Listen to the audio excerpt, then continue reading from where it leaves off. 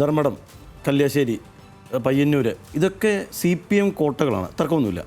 പക്ഷേ അങ്ങനെ അല്ല ഇപ്പോൾ തളിപ്പറമ്പ് എന്നുള്ളത് കഴിഞ്ഞ കാലങ്ങളിലെ തെരഞ്ഞെടുപ്പിൽ നമുക്ക് വ്യക്തമാണ്. സുജിത്ത് പറഞ്ഞതുപോലെ തന്നെ 2019 തെരഞ്ഞെടുപ്പിൽ 700 വോട്ടിന് ഭൂരിപക്ഷമാണ് UDF അവിടെ വരുന്നത് ലോക്സഭാ തെരഞ്ഞെടുപ്പിൽ. 2024 അല്ലെങ്കിൽ കഴിഞ്ഞ തെരഞ്ഞെടുപ്പിലേക്ക് വരുമ്പോൾ അത് 8,000 വർദ്ധിക്കുകയാണ്. 8,000 വോട്ടുകളുടെ ഭൂരിപക്ഷമാണ് അവിടെ UDF സ്ഥാനാർത്ഥിയായ കെ സുധാകരന് ലഭിക്കുന്നത്. ചില്ലറ കണക്കല്ലത്. അതായത് 10 ഇരട്ടി വലിയ ഷിഫ്റ്റ് അവിടെ വോട്ടിങ്ങിൽ നടന്നിട്ടുണ്ടെന്നുള്ള കാര്യത്തിൽ ഒരു തർക്കവുമില്ല.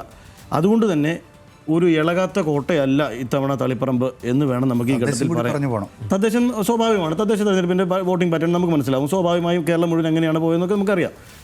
പക്ഷേ ഇത് ഇളകാത്തൊരു കോട്ടയായി തളിപ്പറമ്പിൽ നമുക്ക് പറയാൻ കഴിയില്ല ഈ സ്ഥിതിയിൽ. കാര്യം ഇപ്പോൾ ശ്യാമളയുടെ സ്ഥാനാർത്ഥിത്വം സംബന്ധിച്ചുള്ള തർക്കങ്ങളുണ്ടാകുന്നു.